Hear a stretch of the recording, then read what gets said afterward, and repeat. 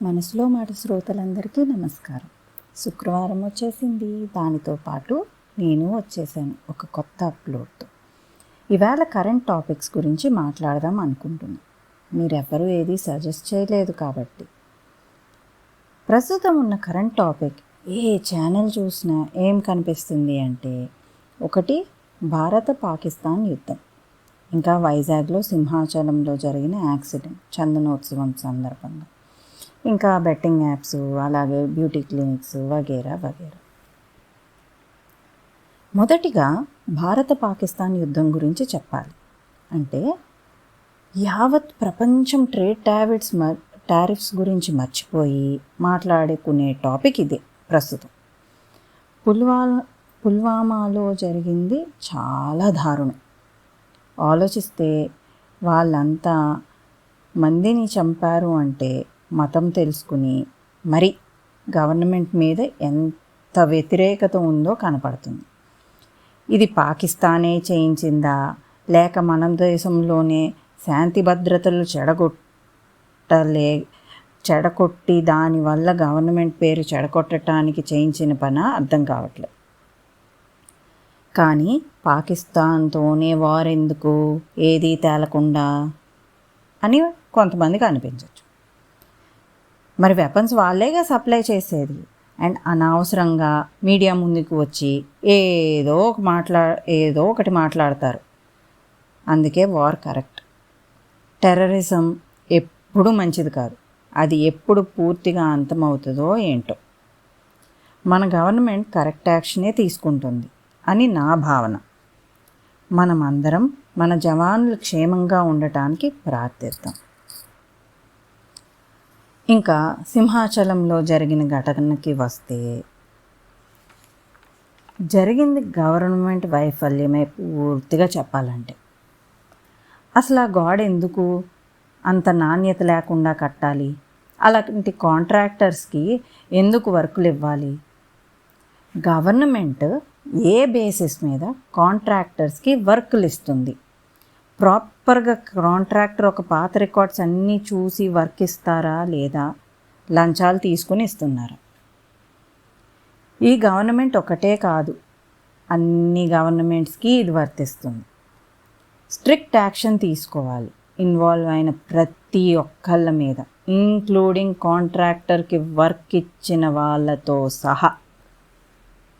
ఇంకా బాధితులకి సానుభూతి అందరూ నుంచి ఉంటుంది. కానీ నా క్వశ్చన్ వాళ్ళకి ఒకటి ఉంది. అపోజిషన్ ఛానల్ వచ్చి మైక్ పెట్టగానే 1 crore మనీ గవర్నమెంట్ జాబ్ అడుగుతున్నారు. మనీ గురించి నాకు అవగాహన లేదు కాబట్టి నేను అంత ఇవ్వాలి ఇంత ఇవ్వాలి అని నేను మాట్లాడలేను. కానీ గవర్నమెంట్ జాబ్ దేనికండి అసలు? నిజంగా టాలెంట్ ఉన్న వాళ్ళే లంచాలు తీసుకుని ఇలా చేస్తున్నారు. అలాంటిది ఏ టాలెంటు లేకుండా ఊరికే వచ్చిన జాబ్తో మీ వాళ్ళు ఇలానే దుర్వినియోగం చేయరని గ్యారంటీ మీరిస్తారా? మానిటరీ లాస్ అడగండి. ఎందుకంటే ఒక యాక్సిడెంట్ వల్ల కుటుంబాలు రోడ్డు మీదకి వచ్చేస్తాయి. అలాగే ఇందులో ఇన్వాల్వ్ అయిన ప్రతి ఒక్కడికి శిక్ష పడేలా మీ ప్రయత్నాన్ని మీరు వదలకుండా చేయండి. అంతేకాని గుంతెమ్మ కోరికలు కాదు. ఎప్పుడు ఇలాంటివి జరిగినా ముందు కాంపన్సేషను లేదా ఎక్కడ లేని గుంతమ్మ కోరికలు కోరుకుంటాం.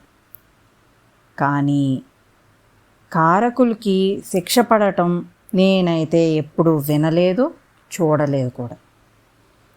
అందుకే డబ్బుంటే చాలు ఏ పనైనా చేసేయటం, కాంపన్సేషన్ ఇచ్చేయటం, లా నుంచి తప్పించేసుకోవటం. ఇలా అయితే ఎప్పుడండి నా భారతదేశం డెవలప్డ్ కంట్రీగా చూస్తాను నేను? అర్థమవుతుందా మీకు అందరికీ నేనేం చెప్పదలుచుకున్నానో? ఇంకా లాస్ట్లోగా వచ్చి సోషల్ మీడియాలో గొడవల గురించి మాట్లాడుకుందాం. ఈ సంవత్సరం తీసుకుంటే ఫస్ట్ బెట్టింగ్ యాప్స్ నుంచి స్టార్ట్ చేసుకుంటూ అలేఖ్య చిటిపికిల్స్ అన్నారు.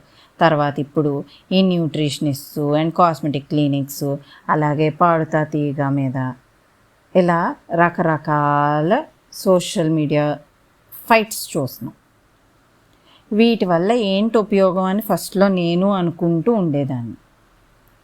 కానీ నిన్న టాపిక్లో చెప్పినట్టు టెక్నాలజీ మంచిగా యూస్ చేస్తే ఎంత బాగుంటుందో, దుర్వినియోగం చేస్తే అంత దారుణం అనటానికి ఇవన్నీ బెస్ట్ ఎగ్జాంపుల్స్.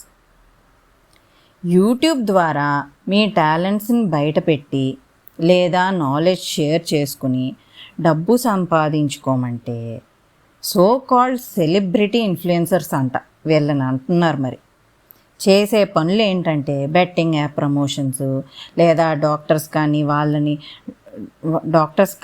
డాక్టర్స్ని సూపర్ అని ప్రమోట్ చేయటం. నాన్వేషన్కి నిజంగా హ్యాట్స్ ఆఫ్. ఎందుకు అంటే ఆయన వల్లే వీటి మీద పోరాటం స్టార్ట్ అయింది. అందరూ దీనివైపు చూడటం మొదలెట్టారు.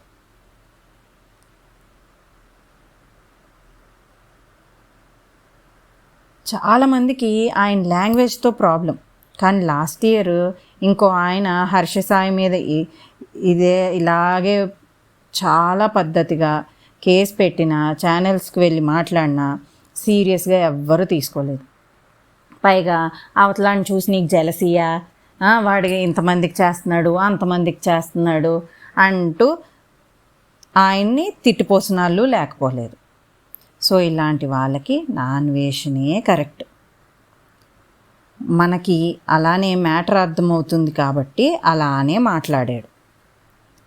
నేను కూడా కొన్ని వర్డ్స్తో ఏకీభవించున్నాను అనుకోండి. కానీ చెప్పాగా నిన్నటి వీడియోలో ఈ మీడియా ఇన్ఫ్లుయెన్స్లు, ఈ సీరియల్స్ ఇన్ఫ్లుయెన్సులు సబ్కాన్షియస్గా మనం ఆ లాంగ్వేజ్కి అలవాటు పడిపోతున్నాం. అలా చెప్తేనే మ్యాటర్ని సీరియస్గా తీసుకుంటున్నాం. మన దరిద్రం అది. అర్థమవుతుందా మీకు? ఇవన్నీ కూడా పక్కన పెట్టండి. మనలో రావాలి మార్పు. మన మీద మనకి కంట్రోల్ ఉంటే ఇవన్నీ జరిగే ఆస్కారమే లేదు. ఎవడు వచ్చి ఏం చెప్పినా ప్రలోభ పెట్టినా మనం ఎందుకు ఆలోచించలేకపోతున్నాం? ముందు మన మీద మనం చాలా కాన్సన్ట్రేట్ చేద్దాం. మన లైఫ్ మనం చెప్పినట్టు వినాలి, పక్కవాడు చెప్పినట్టు కాదు. ఏమంటారు మీరు? మీ ఆలోచనల్ని కమెంట్ చేస్తారుగా. మరి మళ్ళీ కలుద్దాం సోమవారం ఆ రోజు టాపిక్తో. లైక్, షేర్ అండ్ సబ్స్క్రైబ్ చేయటం మర్చిపోకండి. ఇంకా సెలవు. నమస్కారం.